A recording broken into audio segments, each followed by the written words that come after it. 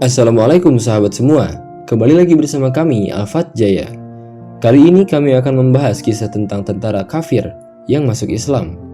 Dikisahkan dalam buku 365 Kisah Teladan Islam yang ditulis oleh Aryani Syurfah, halaman 8. Sebuah kisah di zaman sahabat Nabi Muhammad SAW di mana ada tentara kafir yang ikut perang.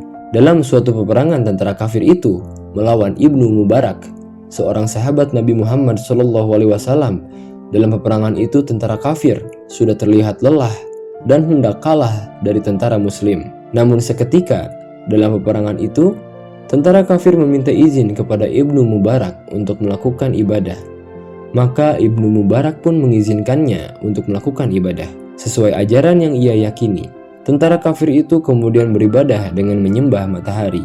Suatu ketika, melihat demikian, Ibnu Mubarak hendak membunuh musuhnya itu. Tidak lama kemudian didengar olehnya Quran surat Al-Isra ayat 34. Bunyi dari ayat tersebut adalah, "Dan penuhilah janji, sesungguhnya janji itu akan dimintakan pertanggungjawabannya." Tidak lama kemudian Ibnu Mubarak tidak jadi membunuh musuhnya. Ia tertegun dengan adanya ayat yang ia dengar melalui batinnya. Ketika Ibnu Mubarak tidak jadi membunuh, tentara kafir itu menyatakan, "Mengapa engkau tidak jadi membunuhku tadi? Apa yang sebenarnya terjadi dan kau rasakan ketika akan melukaiku saat aku sedang beribadah?" Allah Subhanahu wa Ta'ala mengasihi orang yang belum mendapatkan hidayah.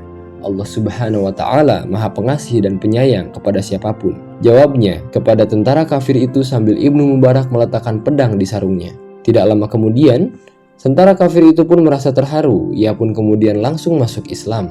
"Sungguh maha agungnya Tuhanmu dan maha pengampun. Aku bersaksi tiada Tuhan selain Allah dan Muhammad sebagai utusannya," ucapnya. Setelah masuk Islam, tentara kafir itu rajin untuk beribadah. Ia tidak pernah telat melakukan sholat 5 waktu dan amalan-amalan kebaikan lainnya. Semoga kisah ini memberi hikmah dan inspirasi bagi kita semua. Amin. Like, komen, dan subscribe untuk mendengarkan kisah-kisah berikutnya. Jika ada permintaan atau request, silahkan tulis di kolom komentar.